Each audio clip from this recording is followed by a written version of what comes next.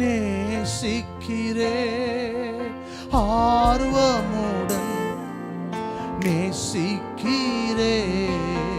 அப்பா உம்மை நேசிக்கிறே, ஆர்வமுடன் நேசிக்கிறே. எப்போதும் உம் புகழ்தானே, என் நேரமும் உங்க ஏக்கம்தானே. எப்போதும் உம் புகழ்தானே, என் நேரமும் உங்க ஏக்கம்தானே. எல்லாம் நீர்தானே அப்பா, எல்லாம் நீர்தானே. அப்பா உம்மை நேசிக்கிறே, ஆர்வமுடன். I love you daddy. ஓஹோ அப்பா, ஆர்வத்தோடு we love you Jesus. நேசிக்கிறே அப்பா, அப்பா உம்மை.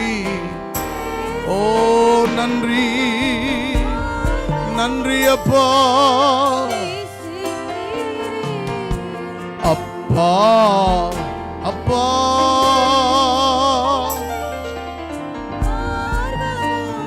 டாடி உந்தன் அன்பு போதுமையா, உறவோ பொருளோ பிரிக்காதையா. உந்தன் அன்பு போதுமையா, உறவோ பொருளோ பிரிக்காதையா.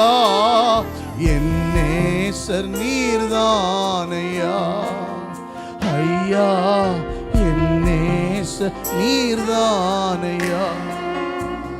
சொல்லலாமா? என் நேசர், ஓ மை பிலவட்,